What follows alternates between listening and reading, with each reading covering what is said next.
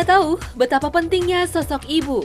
Tapi jangan salah, ada sosok ayah yang juga memiliki peran yang penting juga dalam keluarga.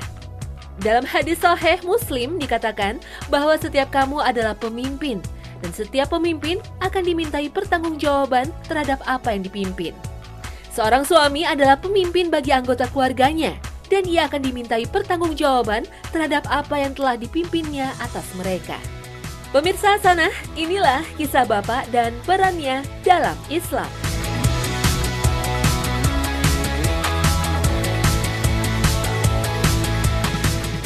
Bismillahirrahmanirrahim. وَإِذْ قَالَ لُقْمَانُ لِابْنِهِ وَهُوَ يَعِظُهُ يَا بُنَيَّ لَا تُشْرِكْ بِاللَّهِ إِنَّ الشِّرْكَ لَظُلْمٌ عَظِيمٌ. Assalamualaikum pemirsa Trans 7, jumpa lagi dengan Hasanah Ensiklopedia Islam Dunia. Pagi ini kami akan mengangkat kisah ayah dan kajiannya dalam perspektif Islam. Ayah dan ibu mutlak memiliki peran penting dalam keluarga. Ayah dan ibu juga memiliki persentase yang berbeda karena keduanya memiliki wilayah masing-masing. Jika ibu sebagai madrasah atau sebagai sekolah pertama bagi anak-anaknya, maka peran maksimal ibu mulai dari di dalam kandungan hingga usia 5 tahun. Sedangkan ayah memiliki peran memberikan pendidikan dan nafkah yang halal bagi anak-anaknya. Dalam hadis yang sahih, Rasulullah SAW bersabda, "Setiap kamu adalah pemimpin, dan setiap pemimpin akan dimintai pertanggungjawaban terhadap apa yang dipimpin." Seorang suami adalah pemimpin bagi anggota keluarganya, dan ia akan dimintai pertanggungjawaban terhadap apa yang telah dipimpinnya atas mereka. Di dalam syariat Islam, kedudukan seorang ayah dinilai sangat penting dan mulia. Jelas, dalam hadis tersebut mengungkapkan bahwa ayah adalah kepala keluarga yang memimpin istri, anak, dan siapa saja yang tinggal bersamanya. Karena itu, setiap laki-laki yang diklaim sebagai ayah akan dimintai pertanggungjawaban oleh Allah Subhanahu wa Ta'ala.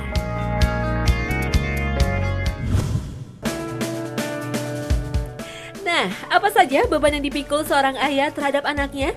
Dan sejauh mana peran ayah dalam mendidik anaknya? Ayah di dalam Islam bukan hanya berperan sebagai hamba yang diamanahi untuk membesarkan anak yang dititipkan kepadanya.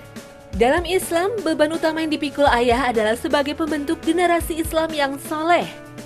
Karena menjalankan tugas dan kewajiban merawat anak secara syar'i, pada akhirnya bertujuan untuk menjadikannya sebagai perhiasan. Dikatakan perhiasan karena anaklah yang akan menjadi bekal saat ditanya di hadapan Allah Subhanahu wa Ta'ala dan mampu memberikan bonus amal. Dengan begitu, seorang ayah tak perlu merasa risau karena anaknya sendiri yang akan menjadi saksi betapa ayahnya memang telah membentuknya menjadi generasi muslim yang soleh. Ada dua hal yang harus dilakukan seorang ayah agar anaknya memiliki kepribadian yang soleh dan menjadi generasi Islam yang unggul. Pertama, pembentukan dalam pendidikan akhlak. Akhlak dijadikan pendidikan yang paling utama. Karena di dalam Al-Quran sendiri cukup banyak termuat kaidah-kaidah akhlak dan etika dalam segala aktivitas manusia. Karena itu, pendidikan akhlak terhadap anak memang menjadi titik fokus yang utama di dalam Islam. Ya bunayya innaha in taku mithqala من خردل فتكن في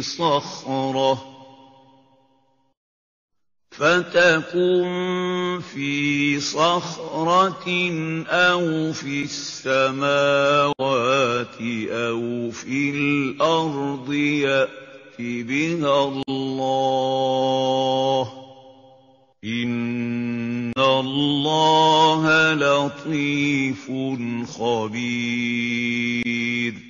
يَا بُنَيَّ أَقِمِ الصَّلَاةَ وَأْمُرْ بِالْمَعْرُوفِ وَانْهَ عَنِ الْمُنكَرِ وَاصْبِرْ عَلَىٰ مَا أَصَابَكَ إِنَّ إِنَّ ذَلِكَ مِنْ عَزْمِ الْأُمُورِ. Tak hanya itu, Rasulullah SAW sendiri mengklaim orang yang sempurna imannya juga melalui akhlak. Orang yang paling sempurna imannya adalah orang yang paling baik akhlaknya di antara mereka. Kalau akhlak sedemikian penting menyangkut keimanan seseorang, tentu pendidikan akhlak juga menjadi perhatian penting. Bahkan Imam Al-Ghazali menuliskan dalam kitab Ihya Ulumuddin, anak adalah amanah di tangan ibu bapaknya. Hatinya masih suci ibarat permata yang mahal harganya. Maka jika ia besar dengan akhlak yang baik, maka akan bahagia dunia akhirat. Sebaliknya, apabila terbiasa dengan akhlak yang buruk, tidak diperdulikan sebagaimana hewan, maka ia akan hancur dan binasa. Hal ini senada dengan hadis Rasulullah SAW. Tidak ada pemberian yang lebih utama dari seorang ayah kepada anaknya selain akhlak yang baik. Andai kata ayah tak pandai dalam mendidik akhlak anaknya, maka sudah menjadi tugas ayah mencarikan lembaga pendidikan atau sekolah yang mampu membentuk anaknya menjadi generasi yang Islam yang soleh dan berakhlak mulia. Karena keberadaan misi dakwah Islam di masa akan datang berada di pundak anak-anak yang berakhlak mulia.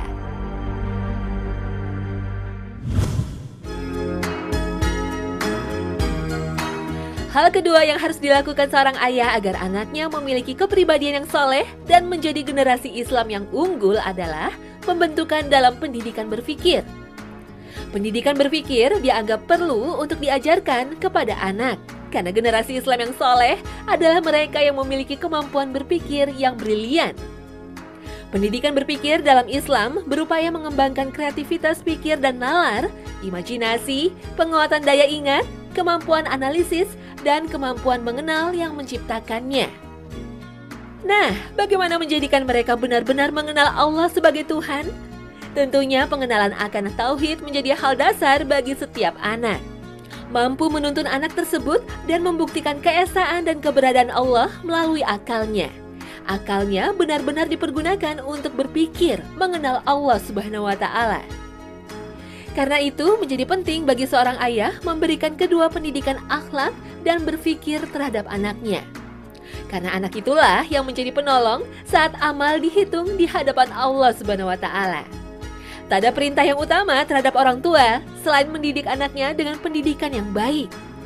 Dan Rasulullah SAW senantiasa berpesan, muliakanlah anak-anakmu dan baguskanlah akhlaknya. Setelah memberikan pendidikan akhlak, maka tugas ayah berikutnya adalah menjaga lingkungan pergaulan anak agar tidak terkena pengaruh negatif yang dapat merusak pendidikan dasar akhlak tadi. Jika ini terjadi, maka pendidikan yang selama ini digagas akan hancur dan tidak memiliki arti apa-apa. Anak yang sebagai perhiasan tidak lagi menjadi sesuatu yang dibanggakan karena ia telah berubah. Karena itu, penting juga menjaga lingkungan pergaulan anak. Tidak dipungkiri, virus yang dapat merusak mereka berasal dari lingkungan sekitar mereka berada. Dalam sebuah hadis riwayat Bukhari dan Muslim yang sahih, Rasulullah SAW mengatakan, perumpamaan antara teman yang soleh dengan seorang teman yang buruk itu bagaikan pembawa minyak wangi dengan tukang pandai besi. Adapun pembawa minyak wangi itu boleh jadi akan memberimu atau engkau membeli darinya, atau engkau mendapatkan bau harum darinya. Sedangkan tukang pandai besi boleh jadi akan membakar pakaianmu atau engkau akan mendapatkan bau busuknya. Artinya, sang ayah dituntut mencarikan atau mengenalkan komunitas yang mampu menjaga akhlak dan cara berpikirnya yang benar. Intinya, setelah memberikan pendidikan akhlak dan pendidikan berpikir yang benar kepada anaknya, sang ayah sangat dituntut juga untuk mengontrol pergaulan mereka. Eksistensi akhlak dan berpikir mereka yang benar akan sangat dibutuhkan saat anak menjalani kehidupan di dunia ini dan menjadi pilar untuk menjelaskan bahwa Islam adalah agama yang mengutamakan akhlak dan berpikir yang benar. Ujian menjadi seorang bapak diturunkan Allah untuk membentuk pendakian iman yang tinggi bagi setiap ayah. Seperti kisah Nabi Ibrahim alaihissalam. Penantian panjang untuk mendapatkan buah hati justru harus diakhiri ketika sang anak sedang lucu-lucunya. Belum genap usianya 10 tahun, Ibrahim harus merelakan Ismail kecil dalam sebuah drama ujian yang sekarang kita kenal dengan nama berkurban. Seperti diceritakan di dalam Al-Quran, bapak dari para nabi itu telah melewati berbagai cobaan dari Allah Subhanahu wa Ta'ala sejak beliau masih muda hingga masa tuanya dengan penuh kesabaran dan ketaatan. Beliau pernah dibakar hidup-hidup atas perintah Raja Namrud yang lalim karena berjuang menegakkan risalah Allah. Dan puncak dari segala cobaan yang diterima oleh Nabi, yakni ketika beliau menerima mimpi untuk menyembelih anak yang teramat disayanginya. Perintah yang paling tidak masuk akal bagi kita, termasuk juga bagi Nabiullah Ibrahim alaihissalam. Setelah 3 kali mimpi yang sama, barulah beliau memberanikan diri berkomunikasi dengan Ismail kecil dan menanyakan perihal mimpinya itu. Dengan derajat iman dan kecintaan yang tinggi kepada Allah Subhanahu wa Ta'ala, Ismail berserah kepada keputusan itu. Sebuah akhlak yang luar biasa dari seorang anak yang patut kita contohkan kepada anak kita. Nabiullah Ibrahim alaihissalam berhasil mendidik Ismail kecil dengan tauhid yang luar biasa. Namun, cobaan belumlah selesai. Di tengah perjalanan menuju tempat penyembelihan, keduanya digoda oleh setan yang berusaha menggoyahkan keyakinan mereka. Namun mereka tetap teguh dalam melaksanakan perintah Allah. Bahkan mereka sempat melempari setan yang menggoda niat mereka itu. Saat-saat yang menegangkan pun tiba ketika Nabi menempelkan mata pisau yang tajam ke leher anaknya. Saat itulah Allah mengambil alih. Tanpa disadari oleh kedua hamba Allah yang patuh itu, Allah telah menukar Ismail dengan seekor kibasi, sejenis domba yang gemuk untuk disembelih, sehingga Ismail pun selamat. Kisah ini diabadikan dalam Al-Quran dan menjadi ritual ibadah tetap tahunan yang bertepatan dengan pelaksanaan ibadah haji. Sebagai bentuk keteladanan terhadap perjalanan pengorbanan yang telah dilakukan oleh Nabiullah Ibrahim alaihissalam beserta keluarganya. Dari kejadian itu terdapat pelajaran yang dapat kita petik, setidaknya ada 2 hal. Pertama, sebagai seorang mukmin yang mengaku beriman, kita tidak akan dibiarkan merasa beriman tanpa diuji oleh Allah Subhanahu wa Ta'ala. Bahkan para nabi pun tidak luput dari ujian itu. Sebagai pribadi dan seorang pemimpin keluarga, Nabi Ibrahim harus menjaga keimanannya dan menularkan iman itu kepada anggota keluarganya. Bukankah setiap pemimpin akan diminta pertanggungjawaban oleh Allah pada hari akhir nanti? Lalu pelajaran kedua, bagaimana sikap anak terhadap perintah Allah? Dari cerita Nabi Ibrahim, Ismail kecil tidak memperlihatkan sikap penolakan, bahkan mendukung untuk segera melaksanakan perintah dari Allah tersebut. Hal ini juga membuktikan bahwa Ismail sebagai anak melihat Ibrahim sebagai ayah yang dapat dipercaya. Ismail percaya bahwa ayahnya membawa risalah Allah. Ismail percaya bahwa memang harus ayahnya yang melaksanakan mimpi itu. Dan Ismail percaya bahwa ayahnya dapat melaksanakan perintah itu. Begitu dihormatinya posisi orang tua dalam Islam, sehingga orang tua terutama seorang ayah berkewajiban untuk mendidik anak-anaknya agar berkepribadian muslim dan berbakti kepada Allah Subhanahu wa Ta'ala. Tentunya akan menjadi baik bila orang tua juga mempunyai akhlak yang mulia juga. Subhanallah.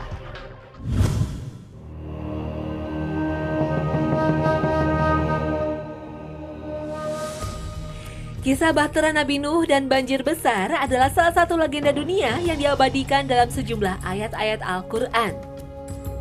Menurut sejumlah riwayat, Nabiullah Nuh alaihissalam diutus menjadi Rasul 10 abad setelah Nabi Adam alaihissalam. Beliaulah manusia pertama yang membuat kapal untuk berlayar, tentu saja dengan petunjuk dari Allah Subhanahu wa Ta'ala. Kapal buatannya itulah yang dikenal dengan nama Bahtera Nabi Nuh. Pada masa itu, manusia benar-benar tenggelam dalam kesesatan dan kekafiran yang parah dengan menjadi penyembah berhala. Maka Allah dengan segala kasih-Nya mengutus Nabi Nuh untuk meluruskan akidah manusia. Inna arsalna Nuhan ila qawmihi an anzir qawmaka min qabli an ya'tiyahum azabun alim. Sesungguhnya kami telah mengutus Nuh kepada kaumnya dengan perintah berilah kaummu peringatan sebelum datang kepada mereka azab yang pedih. Atas perintah Allah, maka Nabi Nuh pun mulai melancarkan dakwah, mengajak kaumnya untuk menyembah Allah. Namun kaum yang kafir tidak mempercayainya, justru menganggap pengikut Nabi Nuh sebagai manusia yang hina. Demikianlah perilaku kaum Nabi Nuh, tak sedikit pun mereka mengindahkan nasihat sang Nabi. Lalu Allah memerintahkan Nabi Nuh membuat sebuah bahtera. Dengan menggunakan petunjuk dan wahyu Allah Subhanahu wa Ta'ala, mulailah Nabi Nuh membuat bahtera. Ejekan pun datang bertubi-tubi saat pemimpin kafir melihatnya membuat kapal besar. Namun Nabi Nuh dengan sabar terus melanjutkan pembuatan kapal tanpa mempedulikan ejekan kaumnya. Setelah pembuatan kapal selesai, Allah lalu memerintahkan Nabi Nuh agar memuat kapal itu dengan binatang masing-masing sepasang jantan dan betina, keluarganya, dan orang-orang yang beriman. Tak lama kemudian, Allah menurunkan hujan badai yang tiada henti. Semua mata air di bumi memancarkan air, saling bertemu, dan menimbulkan air bah yang sangat besar. Banjir tinggi melanda bumi dengan gelombang setinggi gunung. Itulah banjir terbesar dalam sejarah peradaban manusia. Astagfirullah. Dalam kondisi genting, Nabi Nuh memanggil anaknya Kan'an yang berada di tempat jauh dan terpencil. Nabi Nuh berteriak memanggil anaknya dan menyuruhnya bertobat. Dengan sombong sang anak menolak dan memilih mencari perlindungan ke atas gunung. Demikianlah anak Nabi Nuh tidak mau menuruti ajakan ayahnya.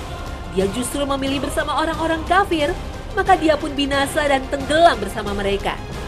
Hal yang sama terjadi pada istri Nabi Nuh. Dia pun ikut tenggelam bersama orang-orang kafir karena menolak ajakan suaminya untuk beribadah hanya kepada Allah saja.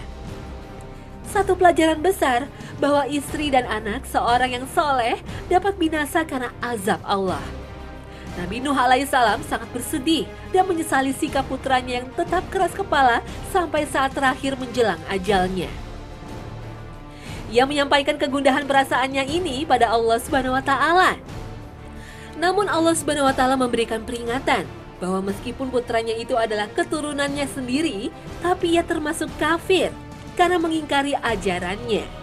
Disitulah terdapat pelajaran penting yang terkandung dalam ayat-ayat yang mulia itu yang menceritakan kisah Nabi Nuh alaihissalam bersama anaknya.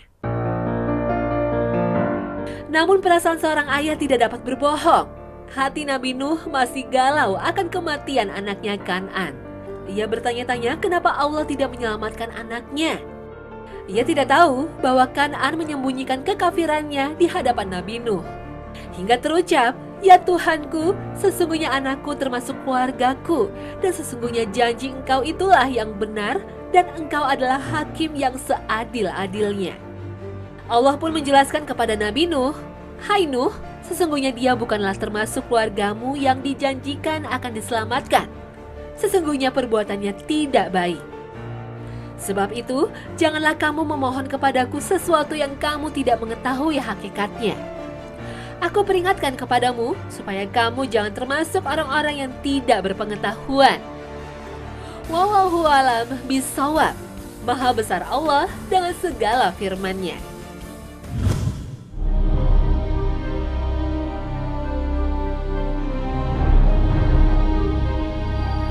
Rasulullah SAW sangat penyayang terhadap anak-anak, baik terhadap keturunan beliau sendiri ataupun anak orang lain. Abu Hurairah radhiyallahu anhu meriwayatkan bahwa suatu ketika Rasulullah SAW mencium Hasan bin Ali dan di dekatnya ada Al-Aqra bin Hayis At-Tamimi sedang duduk. Ia kemudian berkata, "Aku memiliki 10 orang anak dan tidak pernah aku mencium seorang pun dari mereka." Rasulullah SAW segera memandang kepadanya dan berkata, "Man la yarham la yurham." Barang siapa yang tidak mengasihi, maka ia tidak akan dikasihi.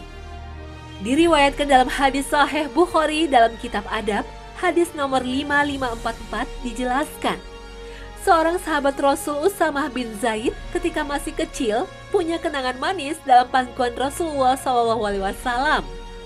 Rasulullah SAW pernah mengambil dan mendudukkanku di atas pahanya dan meletakkan Hasan cucu Rasulullah di atas pahanya yang lain.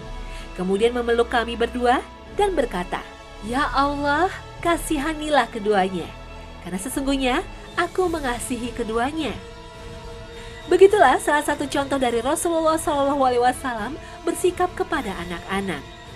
Secara halus, beliau mengajarkan kepada kita untuk memperhatikan anak-anak. Beliau juga mencontohkan dalam praktek bagaimana bersikap kepada anak dengan penuh cinta, kasih, dan kelemah lembutan. Karena itu, setiap sikap yang bertolak belakang dengan apa yang dicontohkan oleh Rasulullah SAW adalah bentuk kejahatan kepada anak-anak. Contoh kejahatan terhadap anak yaitu memaki dan menghina anak. Orang tua dikatakan menghina anak-anaknya, yaitu ketika seorang ayah menilai kekurangan anaknya dan memaparkan setiap kebodohannya. Lebih jahat lagi jika itu dilakukan di hadapan teman-teman si anak. Termasuk dalam kategori ini adalah memberi nama kepada si anak dengan nama yang buruk. Rasulullah SAW sangat menekankan agar kita memberi nama yang baik kepada anak-anak kita. Abu Darda meriwayatkan bahwa Rasulullah SAW bersabda, "Sesungguhnya kalian akan dipanggil pada hari kiamat dengan nama-nama kalian dan nama ayah kalian. Maka perbaikilah nama kalian." Karena itu Rasulullah SAW kerap mengganti nama seseorang yang bermakna jelek dengan nama baru yang baik. Jadi adalah sebuah bentuk kejahatan bila kita memberi dan memanggil anak kita dengan sebutan yang buruk dan bermakna menghinakan dirinya. Kejahatan yang lain yaitu melebihkan seorang anak dari yang lain atau pilih kasih. Memberi lebih kepada anak kesayangan dan mengabaikan anak yang lain adalah bentuk kejahatan orang tua kepada anaknya. Sikap ini adalah salah satu faktor pemicu putusnya hubungan silaturahmi anak kepada orang tuanya dan pangkal dari permusuhan antar saudara. Dalam sebuah hadis sahih, Nu'man bin Bashir bercerita, "Ayahku menginfakkan sebagian hartanya untukku." Ibuku Amrah binti Rawahah kemudian berkata, "Saya tidak suka engkau melakukan hal itu sehingga menemui Rasulullah." Ayahku kemudian berangkat menemui Rasulullah SAW sebagai saksi atas sedekah yang diberikan kepadaku. Rasulullah SAW berkata kepadanya, "Apakah engkau melakukan hal ini kepada seluruh anak-anakmu?" Ia berkata, "Tidak." Rasulullah SAW berkata, "Bertakwalah kepada Allah dan berlakulah adil kepada anak-anakmu." Ayahku kemudian kembali dan menarik lagi sedekah itu. Dan puncak kezaliman kepada anak adalah ketika orang tua tidak bisa memunculkan rasa cinta dan sayangnya kepada anak perempuan yang kurang cantik, kurang pandai, atau cacat salah satu anggota tubuhnya. Astagfirullah. Semoga kita bukan termasuk golongan yang bertolak belakang dengan apa yang telah dicontohkan Rasulullah SAW.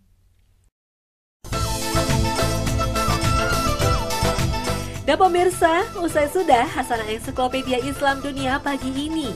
Semoga selalu membawa pencerahan untuk Anda semua.